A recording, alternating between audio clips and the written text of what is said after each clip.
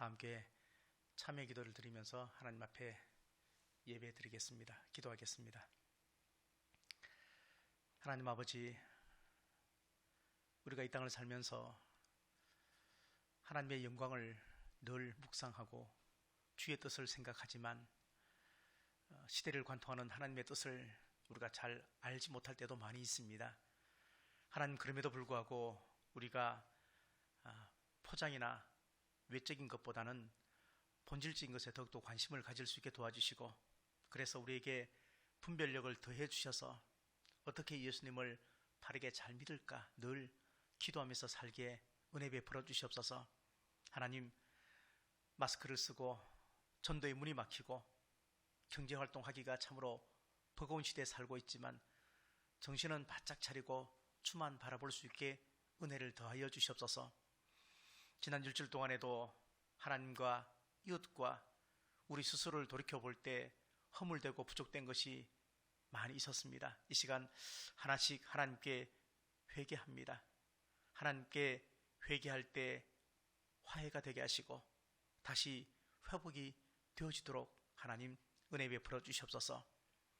삶의 환경을 바라보며 기쁨을 잃어버렸고, 기쁨을 잃으면서 전도의 사명조차 잊어버렸고, 사명을 잊고 살면서 하나님의 은혜도 잊고 살았습니다. 마음은 원이로 돼 육신이 언제나 약한 우리들의 연약함을 말씀으로 강하게 무장시켜 주셔서 믿음의 능력이 다시 한번 헌신으로 열매 맺게 은혜 베풀어 주시옵소서. 이제 하나님과 나만이 아는 죄를 계속해서 고백하겠습니다.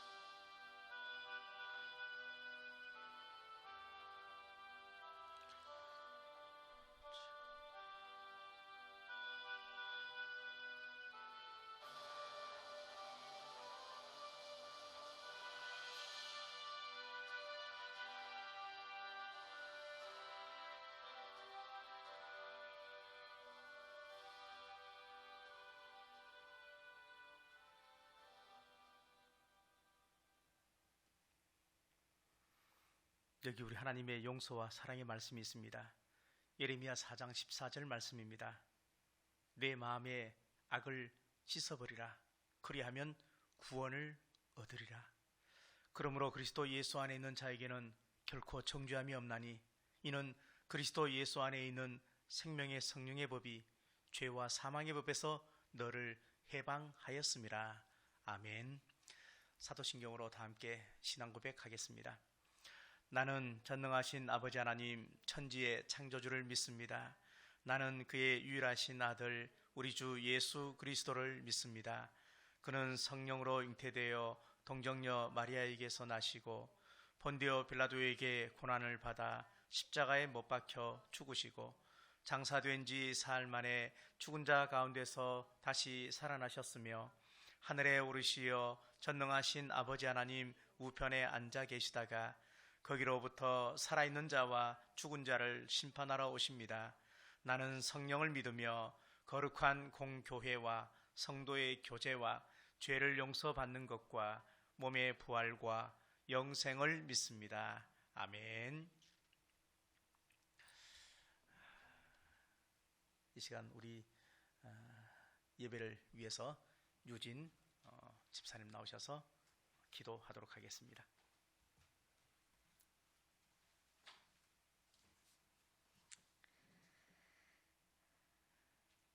사랑과 은혜가 풍성하신 하나님 아버지 감사합니다. 긴 장마 속에서도 저희들 각 처소에서 안전하게 지켜주시고 이 시간 주님을 만나러 나올 수 있는 마음과 발걸음을 허락하여 주심 감사합니다.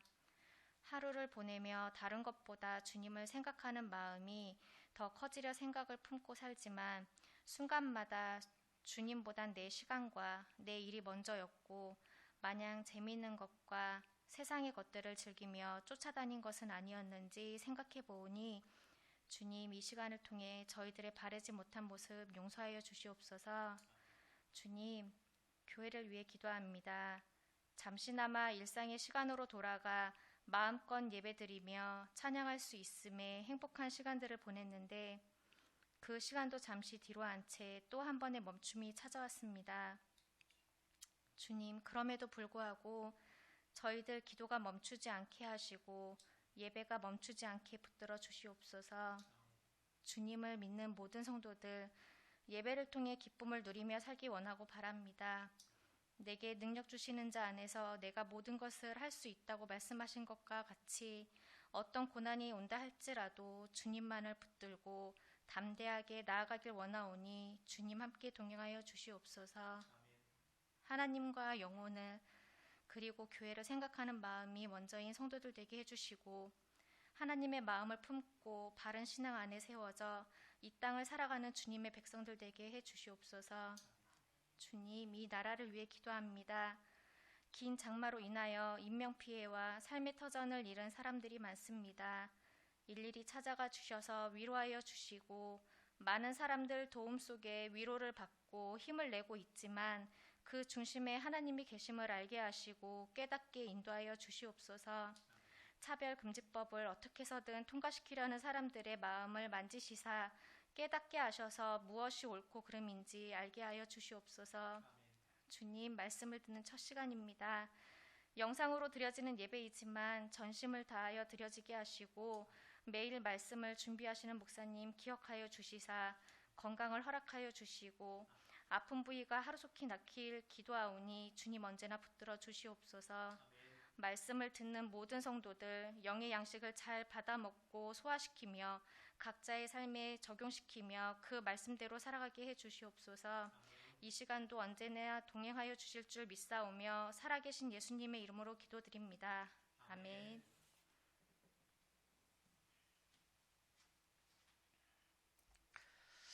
하나님 말씀 보시겠습니다. 오늘 우리에게 주신 하나님 말씀은 디모데전서 6장 17절부터 19절까지 말씀입니다. 신약성경 342페이지에 있습니다. 디모데전서 6장 17절부터 19절까지 말씀입니다. 다 찾았으면 오늘은 자리에서 일어나지 말고 그냥 앉아서 우리 함께 합독해서 같이 읽도록 하겠습니다. 같이 읽겠습니다. 시작.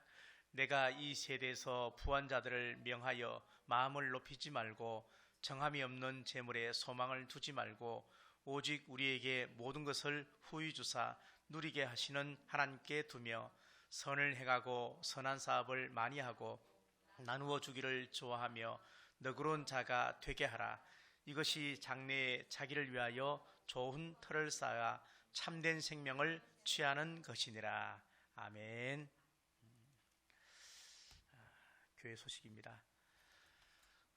갑자기 이렇게 이제 영상으로 예배를 또 드리게 되었습니다. 그래도 이런 영상 예배는 저희 교회는 처음이지만 많은 교회에서 이미 온라인 예배를 드리고 있습니다. 조금은 어색한 부분이 있겠지만 그래도 이럴 때 우리 신앙을 다시 한번 또 점검해 보시고 또 하나님 앞에서의 어떤 위치를 한번 보시면서 경건하게 그렇게 예배를 드렸으면 좋겠다 생각을 합니다. 찬송은 부르지 않지만 찬송 두 개를 말씀을 드리면 32장과 그리고 301장을 부르시면 좋겠습니다. 반주 앱도 있고 하니까 부르시고 또 뭐 무반주도 괜찮습니다. 잘하고 못하고의 문제가 아니고 찬양함에 있기 때문에 그렇게 찬양을 부르시면서 함께 예배에 적극적으로 참여해 주시면 감사하겠습니다. 요한복음 쓰기 교재는 나와 있는데 이번 주 예배가 또 이렇게 되어서 제가 집으로 각자 전달을 좀 해줄 생각이니까 집에 계시면 제가 안방까지는 안 가도 대문까지는 전달해 드리겠습니다. 그래서 월요일부터 계속해서 좀 쓸 수 있도록 그렇게 하시면 좋겠습니다. 저희 가정에 또 그 장례식을 잘 마치고 와서 사실은 떡도 준비했는데 그 떡도 내일 집으로 배송을 해드리겠습니다. 그러니까 집에서 예배만 잘 들으시면 떡도 받으시고 또 성경 읽기, 쓰기, 교재도 받으시고 그렇게 될 것 같습니다. 이번 주 주중 예배는 어떤 결과가 나올 때까지 그리고 또 2단계로 격상되었습니다. 그리고 주변에 또 교회를 염려하는 분들이 꽤 많고 그래서 주중 예배는 모두 다 잠시 드리지 않겠습니다. 그리고 주일 예배는 또 우리 단톡에다가 다시 또 알려주도록 그렇게 하겠습니다. 혹시 헌금 부분이 걸리긴 한데 헌금은 혹시 만약에 계좌 입금이 가능하면 저한테 따로 연락을 주시면 계좌로 할 수 있도록 하고 그거 아니면 다음 주일 예배 때 그냥 편안하게 하시면 될 것 같습니다. 전혀 걱정하지 마시고 그렇게 한 주 건강하게 또 잘 보냈으면 좋겠다 생각을 합니다. 특별히 다른 광고가 없으면 우리 함께 기도하신 이후에 하나님 말씀 함께 또 은혜를 나누겠습니다. 기도하겠습니다. 하나님 아버지 고맙고 감사합니다. 성경에는 많은 감사의 조건이 있다고 우리에게 말씀하셨고 가장 큰 감사는 가장 성경적인 감사는 가장 하나님께서 기뻐하시는 감사는 잘된 것의 감사가 아니고 그럼에도 불구하고 감사는 그 감사라고 말씀하셨습니다. 하나님 항상 기뻐하고 쉬지 말고 기도하고 범사에 감사하는 것이 하나님의 뜻이라 말씀했사오니 우리가 그 말씀에 순종해서 범사에 감사할 수 있게 도와주시고 지금의 이 상황도 하나님 앞에 또 감사의 하나의 조건이 될 수 있도록 우리가 더 믿음으로 바로 설 수 있게 도와주시고 또 우리가 늘 그렇게 기도해 왔듯이 우리의 예배가 삶이 되고 삶이 예배가 되는 그런 모습들로 주 앞에 영광을 돌리는 우리 모든 성도들이 되게 은혜 베풀어 주시옵소서. 하나님 주 앞에 늘 깨어있는 성도들 되게 도와주시고 하나님을 늘 앙망하는 성도들 될 수 있게 도와주시고 그래서 어떤 곳에 어떤 처지에 어떤 상황 속에 있다 해도 하나님을 깊이 묵상함에 있어서 조금도 흔들리지 않는 그러한 건강하고 신실한 신앙을 통해서 하나님 앞에 영광을 돌리게 은혜 베풀어 주시옵소서. 가정에서 가족끼리 함께 예배를 드릴 때 그곳에 주의 성령께서 여전히 동일하게 인도해 주셔서 각자의 마음속에 품어지는 선한 생각이 있게 도와주시고 특별히 또 오늘 말씀을 믿음 안에서 또 잘 소화하고 또 주 앞에 실천하는 그런 열매를 통해서 주 앞에 영광을 돌리는 우리의 예배가 되게 은혜 베풀어 주옵소서. 하나님 함께 하시기를 원하옵고 예수 그리스도의 이름으로 감사하며 축복하며 기도하옵나이다. 아멘. 혹시 이 이야기를 아마 들어봤을지도 모르겠습니다. 들어봤을 거예요. 한 청년이 길을 가다가 요술 램프를 발견했습니다. 요술 램프를 딱 발견하면 그 다음에 뭐 해야 되죠? 손으로 막 이렇게 해야 되죠. 막 하면은 누가 나타나요? 지니가 나타나고 그죠? 유진이 아니고 그냥 지니가 나타납니다. 그래서 소원을 들어주는데 소원은 딱 한 가지만 들어준다고 얘기를 합니다. 근데 이 청년은 소원이 세 가지가 있었습니다. 첫 번째 소원은 뭐냐면 돈이 많은 것이고요. 두 번째는 여자를 만나는 것이고 세 번째는 결혼하는 것이었습니다. 그래서 나한테 소원이 세 가지 있는데 세 가지 다 들어주면 안 되겠느냐 그렇게 말하니까 안 된다고 나는 딱 한 가지밖에 소원을 못 들어준다 그렇게 얘기합니다. 그래서 이 청년이 생각을 좀 아이디어를 좀 내서 그러면 어떻게 할까 그러다가 한마디로 그냥 딱 얘기했습니다. 돈, 여자, 결혼 이렇게 말했습니다. 그랬더니만도 그게 응답이 됐어요. 돈, 여자하고 결혼했어요. 자, 이게 무슨 뜻인지 아시죠? 그죠? 근데 결혼도 중요하고 여자도 중요한데 제일 제일 첫 번째 소원인 돈의 문제, 이것은 우리가 평생 어쩌면 숙제처럼 우리가 가지고 가야 되는 그런 문제라고 생각을 합니다. 2012년도에 사망한 그 골동품을 모으는 조모 씨가 있었는데, 이 조모 씨가 훈민정음 해례본을 이제 입수를 하게 되었습니다. 근데 여러 가지 사정 때문에 그 서적을 수집하는 배모 씨에게 이게 들어갔습니다. 그리고 2008년에 처음으로 이것이 나한테 있다, 그렇게 공표를 했습니다. 상주에 사는 사람이어서 상주본, 그렇게 말합니다. 훈민정음 상주본, 이게 나한테 있다고 그렇게 알렸습니다. 근데 대부분에서는 이 상주본이 서류상으로 이미 문화재청에 기증을 했고, 그리고 소유가 그래서 국가 소유다, 그렇게 이야기하면서 그 가지고 있는 그 사람한테 국가에다가 반납해라, 그렇게 말했지만 이 사람은 말을 안 듣습니다. 그러면서 이 조 씨가 국가에게 돈을 요구했습니다. 얼마를 요구했냐면 1,000억을 요구했습니다. 1,000억. 실제 지금 그 대법원과 그리고 또 지금 우리 현 사회 속에 있는 내용입니다. 1,000억의 기준이 있는데, 근거가 있는데, 그게 뭐냐면 문화재청이 그 훈민정음 해례본의 가격이 약 1조라고 했습니다. 문화재청이 1조라고 얘기하니까 거기에 10분의 1인 1,000억을 달라, 그렇게 얘기했습니다. 그러면서 앞으로 이게 어떻게 훼손될지는 아무도 모른다, 자기만 아는 곳에 숨겨놨다. 근데 얼마 전에 또 불이 나가지고 훼손된 것도 있는데, 이걸 빨리 국가에서 문화재청에서 나한테 돈을 1,000억을 주고 가지고 가야지, 왜 안 가지고 가느냐, 그렇게 말하면서 저 지하에서 세종대왕이 울노릇이다, 그렇게 이야기를 했습니다. 인터뷰에서. 근데 가만히 생각해 보면 세종대왕이 누구 때문에 울까요? 자, 이런 생각을 해보게 됩니다. 돈 앞에 장사 없다 하는 말 우리 잘 들어보았습니다. 그 돈이 큰 돈인가 적은 돈인가 중요하지 않습니다. 큰 돈이든 작은 돈이든 사람은 돈 앞에 장사가 없습니다. 돈을 좋아하는 것은 마치 본능과도 똑같습니다. 흔히 교회에서 그런 얘기 참 많이 합니다. 바울이 배설물처럼 다 버렸다, 그렇게 얘기하면서 우리 돈의 욕심도 다 버려야 한다, 이렇게 얘기를 합니다. 그러면 돈의 욕심을 버리면 우리는 가난하게 살아야 하는가 하는 생각을 하게 됩니다. 돈 욕심 다 버리면 가난하게 살 수 있을 것 같다 하는 생각을 합니다. 근데 결코 그렇지 않은 것은 뭐냐면 그러면 반대로 돈의 욕심을 가지면 다 부자가 되든가요? 그거 아니기 때문에 돈의 욕심을 버린다 해서 가난해지는 것은 결코 아닙니다. 욕심이 있다고 부자가 되는 것도 아니고, 또 욕심을 버리면 가난하게 되는 것도 결코 아니라는 얘기입니다. 이런 질문은 사실 좀 질문이 아닙니다.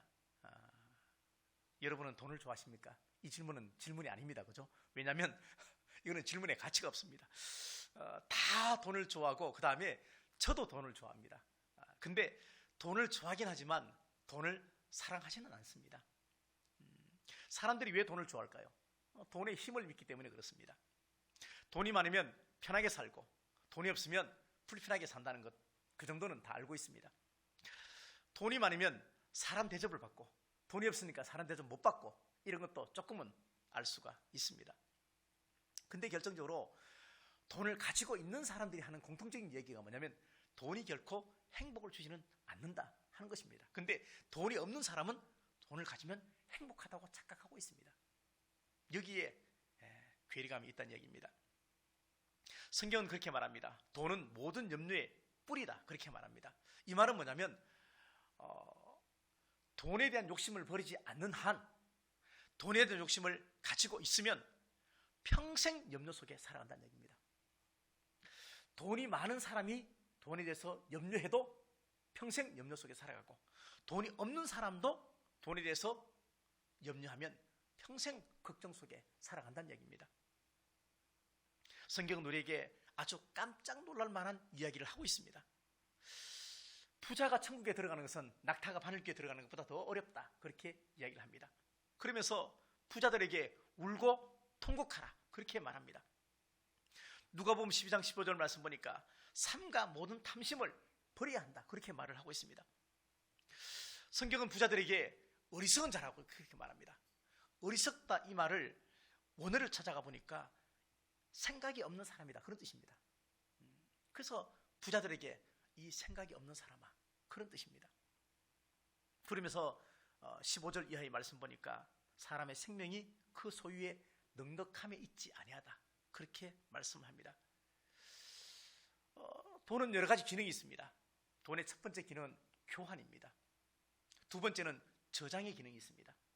세 번째는 가치 척도의 기준이 있습니다. 그런데 문제는 뭐냐면 가치 척도의 기준입니다. 돈은 당연히 교환할 수 있습니다. 돈과, 그리고 음식과 교환할 수 있고, 돈과 어떤 것들과 교환 가능합니다. 그걸 또 저축할 수도 있습니다. 여기까지는 괜찮습니다. 근데 문제는 뭐냐면 모든 사물과 사람의 가치를 돈으로 매긴다는, 다시 말하면 가치 척도를 돈에게 둔다는 것은 문제가 있습니다. 예를 들면 저의 몸무게는 숫자로 판단할 수 있습니다. 가치를. 그죠? 그렇지만 제 인생의 삶의 가치를 돈으로 환산할 수는 없다는 얘기입니다. 근데 세상은, 사회는 그렇지 않습니다. 그 사람의 가치 척도를 소유에 두기 때문에 물질에 둡니다. 한 영혼이 천하보다 귀하다 하는 말을 우리가 참 자주 사용을 합니다. 근데 한 사람이 천하의 가치를 지녔다 하는 뜻이 아닙니다. 이것은 세상의 그 어떤 가치로도 사람의 가치를 매길 수 없다는 것을 얘기합니다. 세상의 사람의 관점에서 보면 부자는 축복받았고 부자는 성공한 사람입니다. 근데 성경은 정반대의 평가를 내놓고 있습니다. 이런 정반대의 평가가 내 속에서 믿어지려면 예수 그리스도를 정확히 믿어야 그것이 믿어집니다. 다시 말하면 부자를 보고 우리가 부러워하지 않을 이유는 예수님을 다르게 잘 믿으면 부럽지 않습니다. 근데 예수님을 잘 못 믿으면 솔직히 부자가 부럽습니다. 우리가 만약에 부자를 보면서 돈 많은 사람을 보면서 저 사람 참 불쌍하다 하는 생각을 많이 하십니까? 아니면 부러워 이런 생각을 많이 하십니까? 예수 그리스도의 다시 오심과 주님의 선악간의 심판의 어떤 마지막 인생의 결과, 이런 것들을 우리가 진지하게 고민해 보면 부자가 예수를 안 믿는다면 오히려 더 불쌍한 사람이에요. 더 불쌍한 사람. 예수를 믿고도 부자 되는 것이 목적이다. 자, 이거는 우리가 예수님을 잘못 믿고 있는 것입니다. 부자가 되고자 하는 것을 목표를 삼아서 산다면 그 사람은 항상 근심과 걱정 속에 살아가게 될 것입니다. 하나님이 우리 믿음을 테스트하는 여러 가지가 있는데 그 중에 하나가 뭐냐면요, 돈에 관한 문제입니다. 내가 사용하는 돈이 어떻게 쓰여지는가에 따라서 하나님은 우리의 믿음의 깊이를 테스트한다는 얘기입니다. 내가 돈을 어떻게 쓰느냐, 이것 보면은 그 사람의 믿음을 볼 수가 있습니다.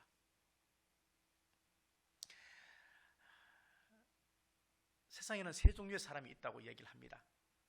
첫 번째가 뭐냐면 세상에서 성공하지 못했지만 하나님 말씀대로 순종한 사람입니다. 이 사람은 가난합니다. 그럼에도 불구하고 하나님 말씀대로 살았습니다.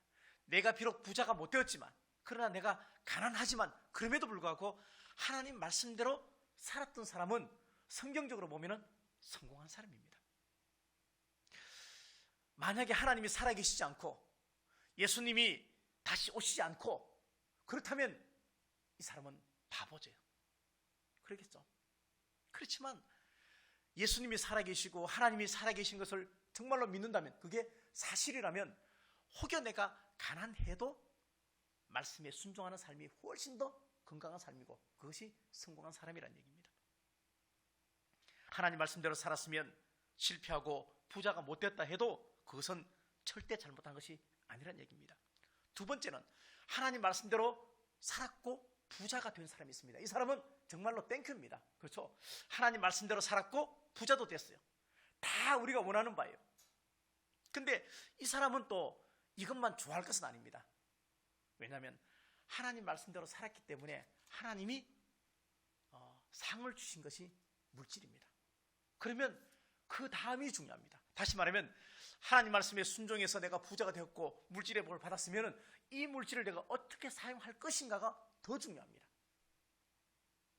그래서 부자가 되었지만 만약에 하나님 말씀대로 살지 못했던 사람이 있으면 이 사람은 정말로 비참한 사람이 되는 것입니다. 돈 벌기 위해서, 성공하기 위해서 하나님 말씀을 버렸어요. 돈 때문에, 이익 때문에, 그리고 물질 때문에 하나님을 버린 사람은 제일 불쌍하고 그리고 비참한 사람이 된다는 얘기입니다. 하나님 말씀대로 살지 못했으면서도 불구하고 부자가 된 사람의 특징은 뭐냐면 그 물질을 움켜쥐고 있다는 것입니다. 절대 흘려보내지 않습니다. 그래서 저는 개인적으로 생각하면 사업을 하는 사람 또는 사장님들, 이런 사람들은 선교하는 기분으로 그 사업을 했으면 참 좋겠다 생각합니다. 우리가 정말로 선교한다 그러면 정말 하나님의 영광을 생각하고 그리고 또 자기 것을 희생하고 그리고 자기 물질을 흘려보내잖아요. 적어도 선교사라면 그렇게 살아야 합니다. 사장님이 열심히 돈을 벌어가지고 직원들 월급 많이 줘야지, 그런 마음을 가지고 사장직에 있다면 그 사람은 사장 되셔야 돼요. 그 사람은 돈 많이 벌어야 돼요. 오너가 되고 리더가 되면서 내가 직원들 열심히 부려먹어서 내가 돈을 벌어야지, 이런 사람이 사장 되면 안 된다는 얘기예요. 안 된다는 얘기예요. 하나님의 일을 위해서 돈은 필요합니다. 그렇지만 하나님은 결코 거지가 아닙니다. 우리 교회도 마찬가지고 여러분의 가정도 마찬가지고 우리가 평생 살면서 끊임없이 공급되는 돈이 있어야 우리가 삶을 살아갑니다. 근데 돈의 욕심을 가지고 돈의 탐심을 가지면 분명한 것은 하나님의 은혜는 반드시 다 사라지게 될 것입니다. 내가 돈의 욕심을 가지는 만큼, 내가 돈의 탐심을 가지는 만큼 하나님의 은혜는 점점 나에게서 멀어진다는 것입니다. 그래서 돈을 잘못 관리하면, 아무리 많은 돈을 가지고 있어도 돈을 잘못 관리하면 인간관계도 다 끊어지게 되어 있습니다. 우리가 감사헌금을 매주마다 합니다. 다 아시죠? 근데 감사헌금 할 때 감사 제목을 적으십니까? 제가 언제 그런 얘기 했잖아요. 감사 제목을 다 한번 적으라고 그렇게 했습니다. 근데 최근에 그런 생각이 들었습니다. 감사 제목을 다 적는데 그럴 때 적는 그 감사 제목이 예수 믿지 않는 사람이 생각하는 감사 조건하고 별반 다르지가 않는 거예요. 자, 우리 이번에 차 바꿨습니다. 우리 이번에 집 이사했습니다. 이번에 우리 아이가 대학에 합격했습니다. 이거는 예수 믿는 사람도 똑같이 감사 조건이에요. 똑같은 감사 조건을 가지고 하는 것도 정말 감사하지만 우리의 감사의 조건이 적어도 좀 달랐으면 좋겠다. 예를 들면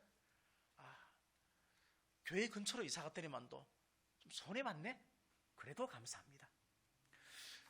내 몸에 병이 찾아왔는데 그래도 병 때문에 하나님과 더 가까이 가게 되어서 그래도 감사합니다. 이런 감사 제목 좀 적었으면 참 좋겠다. 그런 생각이 제 마음속에 들어왔습니다.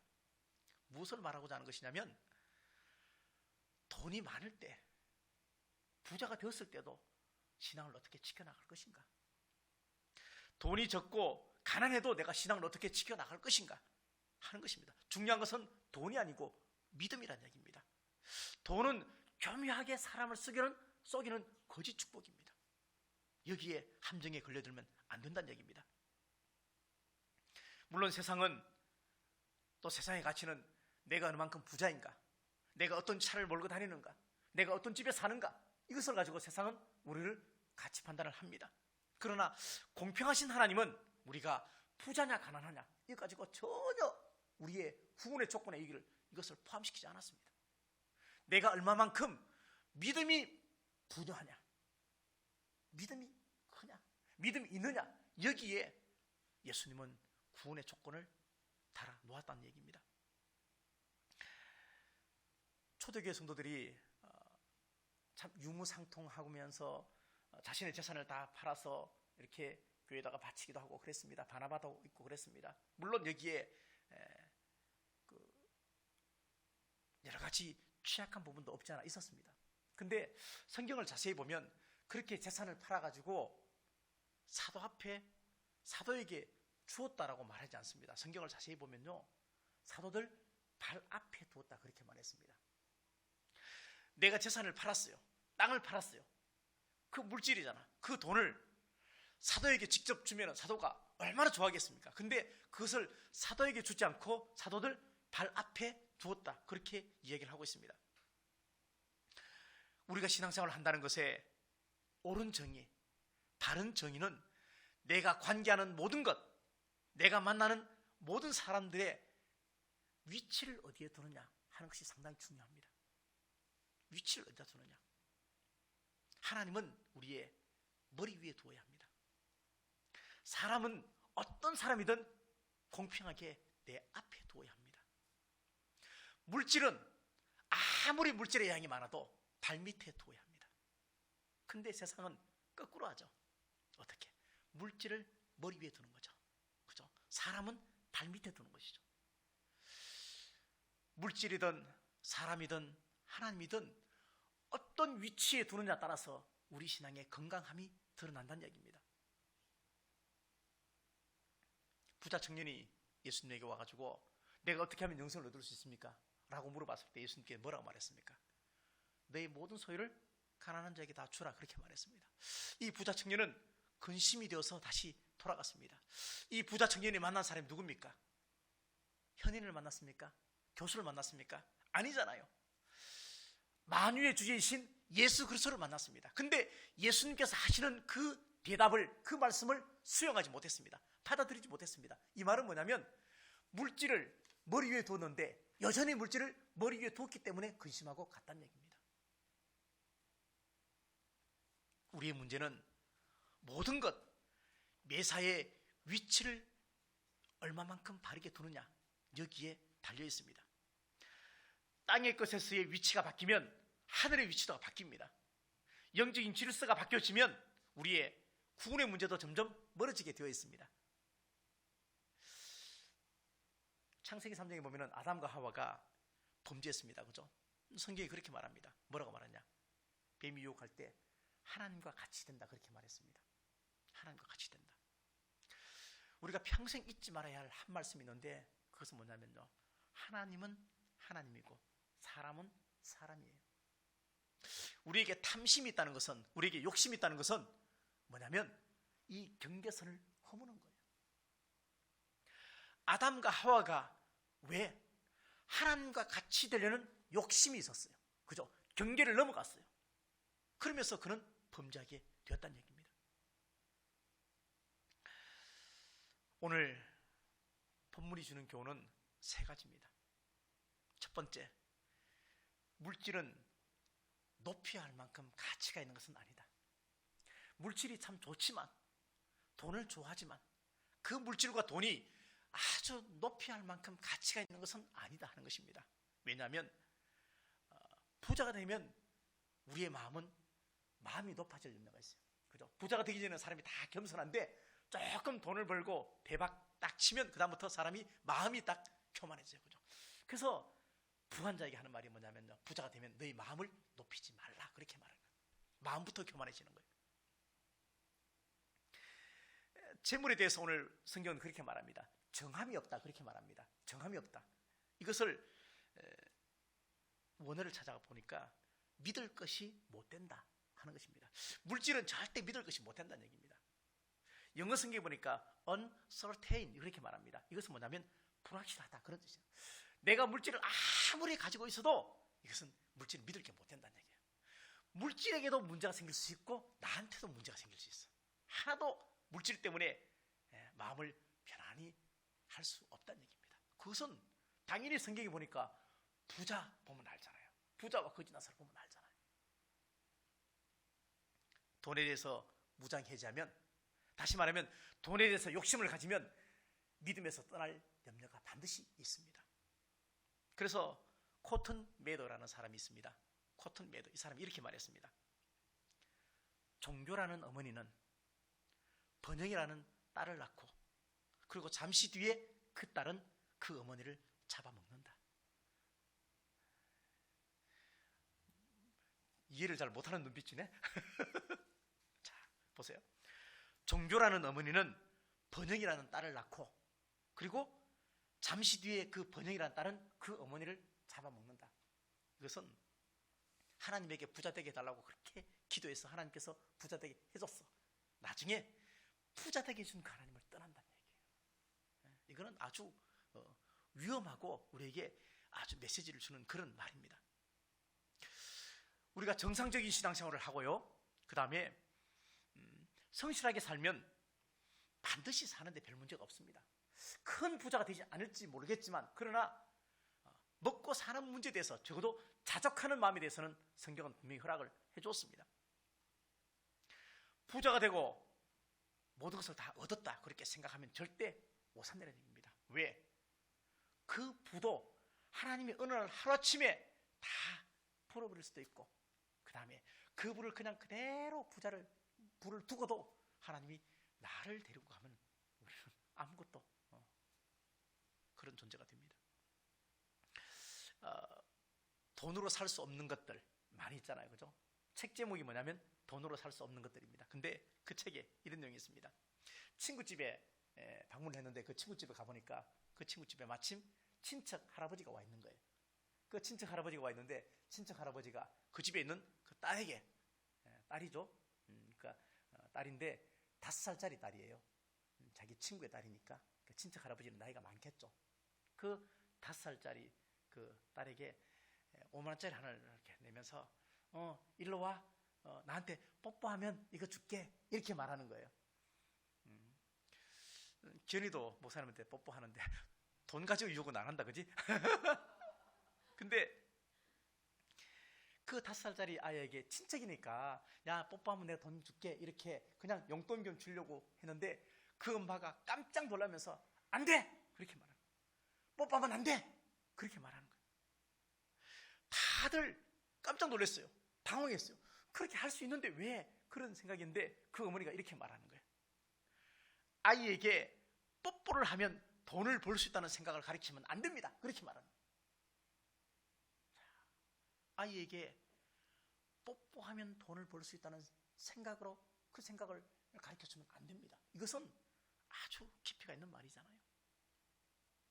돈으로 살 수 없는 것도 있지만 돈으로 사면 안 되는 것도 있다는 것을 알아야 한다는 얘기입니다. 그리스도인은 돈을 흔히 하는 말로 개같이 벌어서 정성같이 써도 안 됩니다.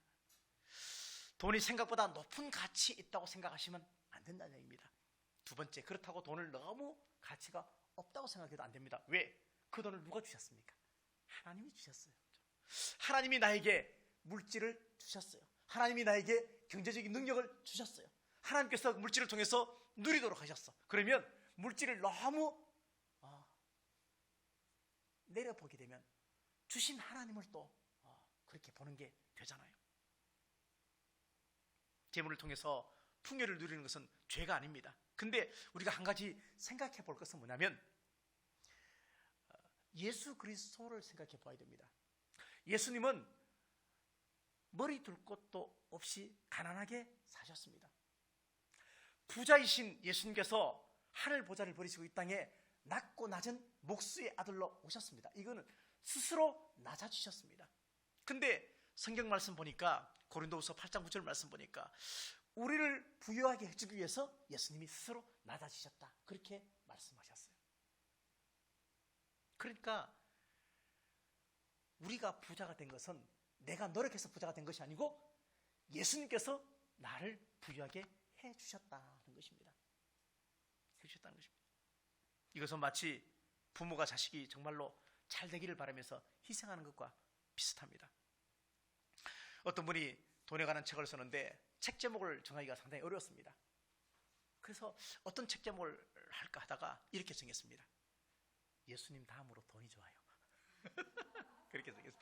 예수님 다음으로 돈이 좋아요. 그랬어요. 근데 앞에다가 몇 마디를 더 넣었습니다. 그 앞에다가 솔직히 말하면 이걸 넣었습니다. 그래서 이분이 마지막 책 제목은 뭐냐면 솔직히 말하면 예수님 다음으로 돈이 좋아. 이게 책 제목이에요. 실제 있어요. 실제 있어요. 돈 싫어하는 사람 어디 있겠습니까? 저도 돈을 싫어하지 않습니다. 물론 돈을 사랑하지 않습니다. 돈을 좋아합니다. 근데 돈의 주권이 하나님에게 있다고 믿고 돈을 좋아하는 것하고 하나님의 주권이 돈이 하나님의 주권 속에 있는 것이 아니고 내가 노력해서 벌어야 한다고 생각하는 것하고는 너무나 큰 차이가 있다는 것입니다. 그래서 우리는 이 돈을 어떤 관점에서 해석해야 하는가? 세 번째는 뭐냐면 재물은 선한 도구로 사용되어야 하는 하나님의 선물이라는 것입니다. 물질은 하나님의 선물이에요. 근데 그 물질을 누가 사용하느냐에 따라 가지고 달라진다는 얘기입니다. 똑같습니다. 칼을 어린아이가 쥐면 위험하죠.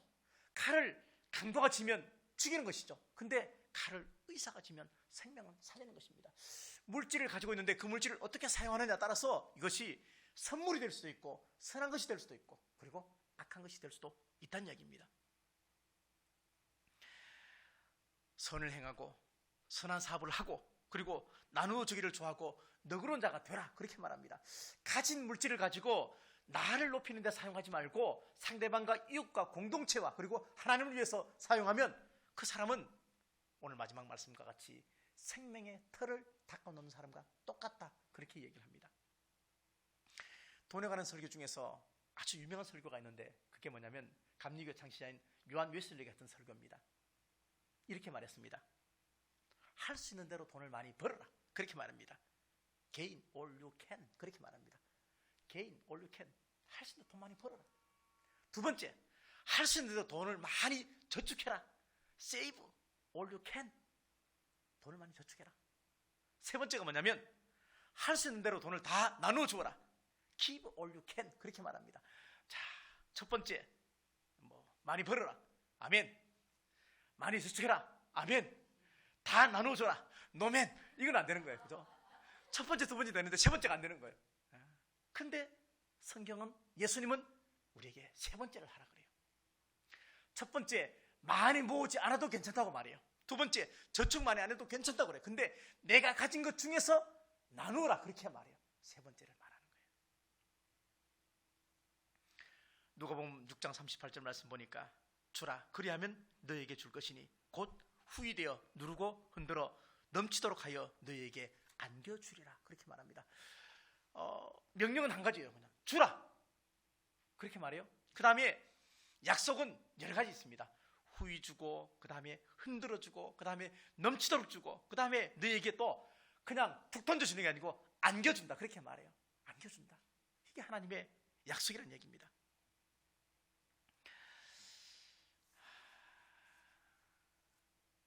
그렇습니다. 여러분의 물질 재테크 포트폴리오에 하늘에 저축하는 것이 혹시 빠져있지는 않습니까? 우리가 잘 생각하셔야 돼요. 여러분의 정기적인 헌금은 여러분의 정기적인 헌신의 신앙 고백입니다. 돈을 얼마쯤 가지면 부자라고 생각할까요? 자, 얼마쯤 가지면 부자예요? 얼마? 묻는 거예요 지금. 얼마쯤? 많이는 안 돼. 왜냐하면 부자들 다 모아놓고 얼마쯤 돈을 더 벌면 더 이렇게 막 한대. 그러니까 얼마?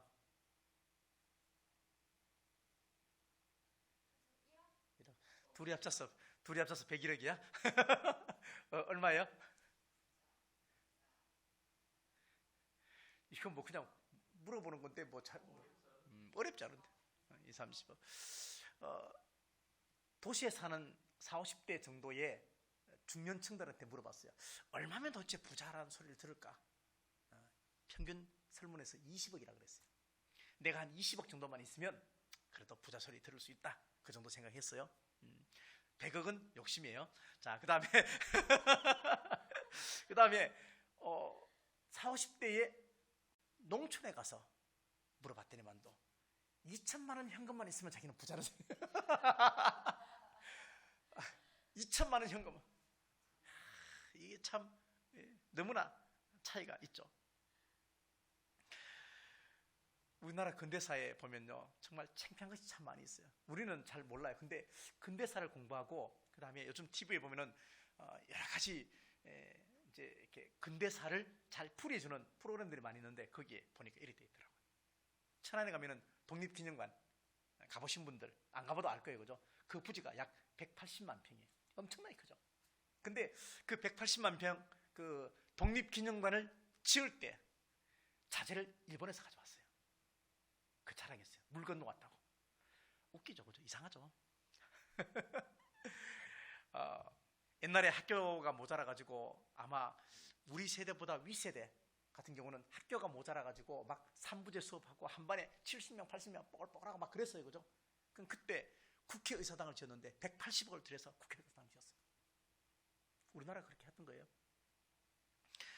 서울올림픽이 끝난 이후에 기념으로 서울 평화상 그래가지고 이제 사람을 이렇게 돈을 상금을 주기도 하고 막 그랬는데 노벨 평화상보다 서울 평화상이 상금을 더 많이 준다고 자랑했어요. 전 세계에다가. 기독교 안에도 보면은 교회 크기 또는 성도의 숫자가 목회의 성공의 척도라 그렇게 한국 사회에서는 인식이 되고 있어요. 이거는 상당히 부끄러운. 알맹이가 없으면 껍질이 아무리 예뻐도 허세가 될 수밖에 없습니다. 이혜인 씨가 이런 말을 했습니다. 더 이상 무게가 주는 슬픔은 없습니다. 더 이상 무게가 주는 슬픔은 없습니다. 새가 날개가 무겁다 그러면 새가 아닌 거죠. 아닌 거죠. 예수님의 어머니 마리아가 결혼도 안 하고 그리고 승천했다고 그렇게 하면 하늘에서 마리아가 분노할 노릇이죠. 왜? 마리아는 형제가 있었어요. 딸이 있었어요. 하나님께서 주신 물질을 하나님을 위해서 사용하지 않는다면 결코 우리는 무엇을 더 달라고 이야기할 수가 있겠습니까? 욕심이, 탐심이 우리 안에 들어가면 반드시 보통의 사람들은 하나님을 피하게 되어 있고 그리고 결국에는 믿음에서 떠나게 된다는 이야기입니다. 한 가지만 더 이야기하고 설교를 마치겠습니다. 여러분, 식사할 때 식사기도 하십니까? 식사할 때 식사기도 여러분들 하시겠죠? 어떻게 하십니까? 일용할 양식에 대해서 정말로 감사하는 사람은 자족하는 사람이에요. 그 사람은 경건할 사람이 될 가능성이 있습니다. 진심으로 내가 하루에 2번 밥을 먹든 3번 밥을 먹든 먹는 그 밥을 내가 만들어서 내가 직접 먹든 간에 그것에 대해서 내가 정말로 감사하면 우리는 자족하는 사람이에요. 그러면 경건한 사람이 될 수가 있습니다. 그래서 식사기도 할 때 식당 가서 이렇게 식사기도 하거나 아니면 뭐 그럴 때는 우리가 식사기도를 길게 못하죠, 그죠? 그냥 잠깐 이렇게 기도하지만 그러나 개인적으로 집에서 이렇게 기도할 때는 그 식사기도가 상당히 긴 사람들이 있어요. 정말로 감사하면 짧을 수가 없어요.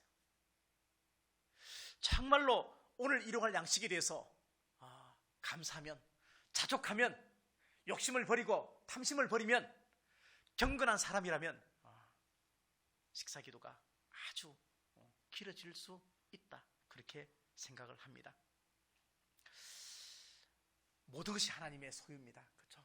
우리가 누리는 모든 자유, 우리가 가지고 있는 모든 물질, 그리고 우리가 가지고 있는 모든 건강, 우리의 자녀 다 하나님의 소유라는 것입니다. 교회에서 돈 문제 얘기하면 별로 좋아하지 않습니다. 마치 헌금 이야기하면 헌금만이 하라는 듯이 그렇게 말합니다. 그러나 다르게 가르쳐줄 의무가 있기 때문에 한 가지만 이야기하겠습니다. 11조. 11조는 교회에서 가장 많은 부분의 재정을 감당을 하고 있습니다. 그리고 가장 중요한 헌금 중에 하나입니다. 이것을 가지고 하라, 하지 마라, 얼마 했냐, 금액 이것을 가지고 이야기하는 것이 아니고 이것 한 가지만 생각해 보시면 돼요. 11조는 10분의 1을 드리는 것입니다. 그렇죠? 그러면 하나님께서 10분의 9는 내가 사용하도록 허락하셨어요. 우리는 자꾸 10분의 1 바치는 것에 대해서 자꾸 관심이 있어요. 근데 반대로 10분의 9를 나에게 주셨다는 생각을 하면 돼요. 그러면 아무리 11조가 많아져도 시험 들지 않아요. 시험 들지 않아요. 그렇습니다. 물질 앞에 자유 있는 사람은 아무도 없습니다. 그렇지만 성경은 물질의 노예가 되지 말고, 그리고 물질을 이끌고 물질을 가지고 하나님의 영광을 위해서 그렇게 살고, 물질을 머리 위에 두지 말고 물질을 발 아래 두는 그런 건강한 믿음의 주인공이 되라, 그렇게 성경은 이야기를 합니다. 돈을 사랑하지 마십시오. 왜? 내가 아무리 돈을 사랑해도 돈은 절대 나 사랑하지 않습니다. 짝사랑은 나중에 웁니다. 그러니까 돈 사랑하지 마시고 오히려 하나님을 더 많이 사랑하는 우리 모든 성도들이 다 되시기를 바라겠습니다. 기도하겠습니다. 하나님 아버지, 우리에게 자족함과 부족함의 경계를 잘 지킬 수 있게 해주시고, 욕심과 탐심이 우리의 삶을 왜곡시킬 때 우리의 영혼이 피폐해진다는 것을 다시 한번 깨닫고, 물질 앞에 자유할 수 있도록 자족함과 특별히 평범한 진리 가운데 하나인 모든 물질의 주권이 하나님에게 있다는 사실을 고백할 수 있게 은혜 베풀어 주시옵소서. 하나님, 살면서 물질이 필요합니다. 우리 교회도 물질이 필요합니다. 하나님의 사역을 위한 물질이 필요합니다. 먼저 그 나라와 그 의를 구하는데 사용할 수 있는 물질을 공급해 주시고, 또 그것을 잘 사용할 수 있는 지혜도 우리 속에 허락하여 주시옵소서. 하나님의 공의와 탐심을 버리는 것으로서 공평의 문제를 해결하게 하셔서, 욕심과 탐욕을 버리게 하셔서 우리 안에 건강한 물질관이, 또 건강한 신앙이 자리매김할 수 있도록 하나님 은혜 베풀어 주시옵소서. 하나님 아버지, 오늘도 영상을 통해서 함께 예배를 드리면서 우리 안에 다시 한번 하나님을 향한 신실한 마음이 없어지지 않게 도와주시옵시고, 교회를 위해서 더 기도할 수 있게 도와주시고, 또 우리의 경제활동을 바라보면서 하나님의 주권을 인정할 수 있게 도와주시고, 우리 안에 자족함과 그리고 만족함이 그리스도 예수 안에서 품어지게 도와주시고, 그러나 돈에 대한 욕심과 탐심은 버려서 하나님의 공의와 또 하나님의 정의가 평등한 가운데 이루어지도록 하나님 은혜 베풀어 주시옵소서. 주 예수 그리스도의 크신 은혜와 하나님 아버지의 사랑하심과 성령님의 감화감동 충만 위로하심이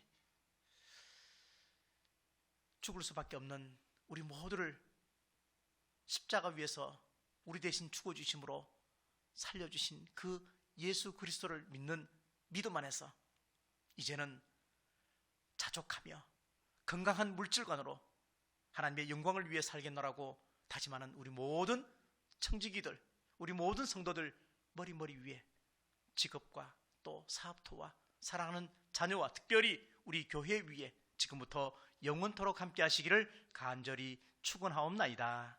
아멘.